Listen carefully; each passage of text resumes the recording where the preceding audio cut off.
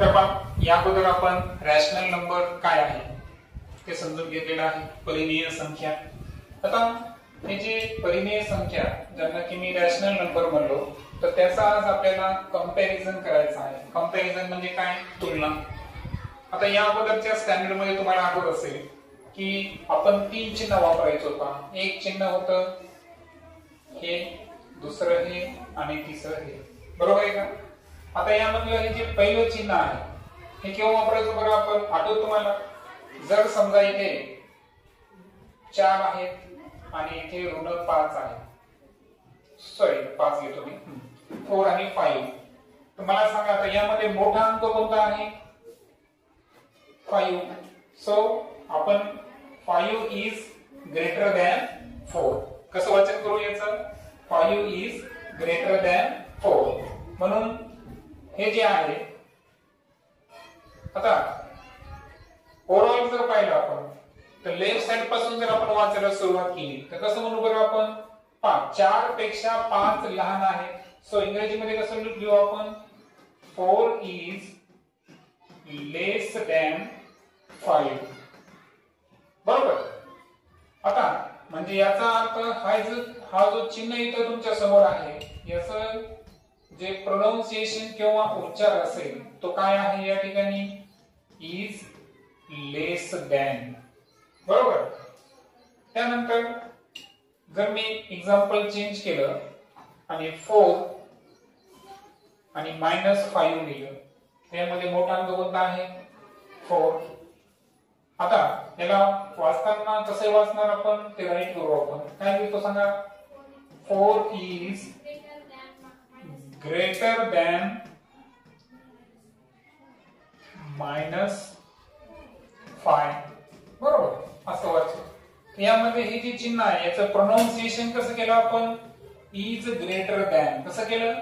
Is greater than असं pronunciation केलं, correct? त्यानंतर हे तर माहितीच तुम्हाला, याचं प्रोनाउन्सिएशन कसं करू आपण? Is equal to. कसं करू आपण? Is equal to. जसं की एक एक्झाम्पल घेऊ आपण। आता एक्झाम्पल कसं येता येईल आपल्याला? 4/5 इज इक्वल टू 8/10। मान्य आहे का? याच्यामध्ये काय झालं बरं की हा जो अपूर्णांक आहे याची जर फोड आपण लिहिली 4 × 2/5 × 2 आणि 2 कॅन्सल केले तर हे दोन्ही एकमेकांच्या काय असतात? इक्वल। म्हणजे संक्षिप्त रूपामध्ये हे दोन जर आपण 8/10 लिहिलं तर त्याची व्हॅल्यू सुद्धा किती येते? 4/5 येते। आणि म्हणून हे दोन फ्रॅक्शन एकमेकांचे काय आहे? इक्वल आहे। आणि इक्वल असताना आपण काय लिहितो? Is equal to. आता फ्रॅक्शनचा एक नियम सुद्धा आहे पहा। तो नियम कसा आहे पहा?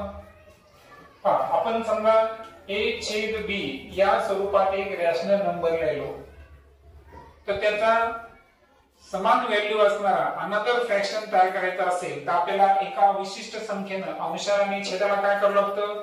गुणावं लागतं। जसं की समजा ती संख्या आपण k धरली, आता k ला आपण a न पण गुणतो आणि b न पण मल्टिप्लाय करतो। परंतु तुम्हाला एक नियम माहित असेल की समजा 0/4 असेल तर त्याचं उत्तर 0 येतं, पण 4/0 याचं उत्तर 0 येतं का? नाही। ते नॉट डिफाईन, म्हणजे त्याला आपण डिफाईन करू शकत नाही। आणि म्हणून कधी लक्षात ठेवायचं की यामध्ये k न जरी मल्टिप्लाय करत असू आपण, पण k हा 0 पाहिजे का? नाही, k 0 नाही पाहिजे, कारण हे तर झालं आणि k ला जर 0 न मल्टिप्लाय केलं आपण तर आन्सरच 0 होऊन जाईल। So k is not equal to 0। आणि दुसरी कंडिशन काय सांगितली की छेद 0 नसावा। दुसरी कंडिशन काय सांगितलं? छेद 0 नसावा, ठीक आहे? जसं की पहा 4/5 आताचा अपूर्णांक घेतला, आता जर मी k ची व्हॅल्यू 3 प्लेस केली तर 3 ला मी 4 न पण मल्टिप्लाय करतो आणि 3 न 5 ला पण मल्टिप्लाय करतो, तर कोणता आला अपूर्णांक सांगा?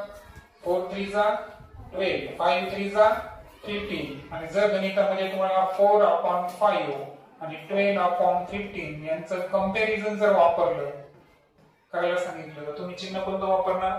Is equal to. आता हे समजल्यानंतर आता आपण एक्झॅक्ट कशाकडे येऊ, आता कंपॅरिझन कडे येऊ. आता हे कंपॅरिझन कसं शिकायचं आपल्याला, तर पहा आता आपल्याकडे दिलेले अपूर्णांक 4 आहेत असं कन्सिडर करू आपण. कसे आहेत, a upon b c upon d या स्वरूपात आहे. जसं की एक एक्झाम्पल घेऊ आपण. एक्झाम्पल घेतो मी 3/4 कॉमा 7/9 घेतले मी दोन अपूर्णांक. ओके, दोन फ्रॅक्शनची मला काय करायची, कंपॅरिझन करायची, कारण आपला टॉपिकच आहे कंपॅरिझन ऑफ रॅशनल नंबर. आता यामध्ये काय करायचं तुम्हाला, a आणि d चा गुणाकार करायचा. पहा a आणि d चा गुणाकार करायचा आहे, म्हणजे पहिल्याचा अंश आणि दुसऱ्याचा छेद. पहा a गुणिले d आणि त्यानंतर b आणि c म्हणजे पहिल्याचा छेद आणि दुसऱ्याचा अंश या दोघांचा काय करायचा, गुणाकार करायचा. आणि गुणाकार केल्यानंतर मग ठरवायचं की या दोघांमध्ये is less than, is greater than और इज इक्वल टू या तिघापैकी कोणतं चिन्ह त्या ठिकाणी ऍडजस्ट होईल. ओके, जसं की आपल्या पहिल्या एक्झाम्पल मध्ये सांगा आता काय होईल बरं. 3 चा गुणाकार कोणासोबत करेल मी, 9 सोबत. त्यानंतर 4 चा गुणाकार कोणासोबत करेल, 7 सोबत. सांगा 3 9 जा 27. ओके, वाटल्यास इथं आपण बॉक्स पडून घेऊ. 4 7 जा 28. आता मला सांगा 28 आणि 27 याच्यामध्ये मोठा अंक कोणता आहे, 28. त्यामुळे हे चिन्ह वापरा आपण. आता मला सांगा 27 इज लेस दॅन 28. मग आता यात जे चिन्ह आपण यूज केलं बॉक्स मध्ये तेच आपण वरच्यासाठी वापरायचं. म्हणजे 3/4 आणि 7/9 यामध्ये मोठा अंक कोणता आहे, 7/9. दॅट्स वाय त्याकडे आपण चिन्ह घेणार आणि वाचन कसं करणार, 3/4 इज लेस दॅन 7/9. ओके, आता हे झालं पॉझिटिव्ह नंबर संदर्भात. जर तुम्हाला काही निगेटिव्ह अंक आले तर निगेटिव्ह अंका संदर्भात आपण एक्झाम्पल पाहू. पहा समजा -5 divided by 3 comma -4 divided by 7. Okay, या पद्धतीने आलं. आता यामध्ये आपण कसं करणार बरं, सांगितल्याप्रमाणे a आणि d चा काय करणार आपण, multiplication. So -5 multiply by 7 comma 3 into -4. आता काय होईल, मायनस किती, 7 5 जा 35 आणि 4 3 जा 12 -12. आता मला सांगा -35 आणि -12 यामध्ये मोठा अंक कोणता आहे, की लहान अंक मोठा असतो जर दोन्ही संख्या काय असेल, ऋण असतील तर. दॅट्स वाय नंबर लाईन नुसार जर गेलो तर -12 मोठे येईल. दॅट्स वाय इथे सुद्धा चिन्ह कोणते येईल, इज लेस दॅन. आणि we can write -5/3 is less than -4/7. आता एक नियम इथे लक्षात घ्या, हे जे मायनस चिन्ह आहे तुम्ही इथे वापरा किंवा इथे वापरा किंवा इथे वापरा, तिन्ही पैकी कुठेही वापरा, त्याचा अर्थ बदलतो का, तो अर्थ बदलत नाही. लक्षात आलं. त्यामुळे कुठेही असेल तरी त्याचा तो फ्रॅक्शन निगेटिव्ह आहे हे इथं फक्त लक्षात ठेवायचं. फायनली आपण काय करू, एक पॉझिटिव्ह आणि एक निगेटिव्हचा विचार करू. एक दिलेला आहे 5/6 आणि दुसरा दिलेला आहे -11/7. आता यांचा आन्सर शोधणं फार अवघड आहे का बरं, काय होईल बरं इथं,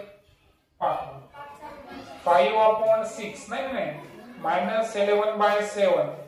एक संख्या धन आहे आणि एक संख्या ऋण आहे. इथे तुम्हाला ती कंपॅरिझन करायची गरज आहे का, नाही. डायरेक्ट तुम्ही घेणार 5/6 इज ग्रेटर दॅन -11/7. म्हणजे हे डायरेक्ट केव्हा निघतं, एक संख्या मायनस आणि दुसरी संख्या काय असेल, प्लस असेल. पण दोन्ही संख्या मायनस असतील अशा वेळेस काय करायचं, दोघांचं आपण क्रॉस मल्टिप्लिकेशन करणार, बरोबर आहे का. A to B, B to C, त्यामध्ये जो फ्रॅक्शन निगेटिव्ह मध्ये निगेटिव्ह मध्ये म्हणजे ऋण मध्ये जी संख्या लहान ती सर्वात काय असते, मोठी असते. आणि धन संदर्भात तर फार सोपा आहे. धन संदर्भात काय सांगितलं की दोघांचं क्रॉस मल्टिप्लिकेशन करायचं, त्यामध्ये जिकडे मोठा अंक असेल ती संख्या, तो फ्रॅक्शन काय असतो, ग्रेटर फ्रॅक्शन असतो. ओके.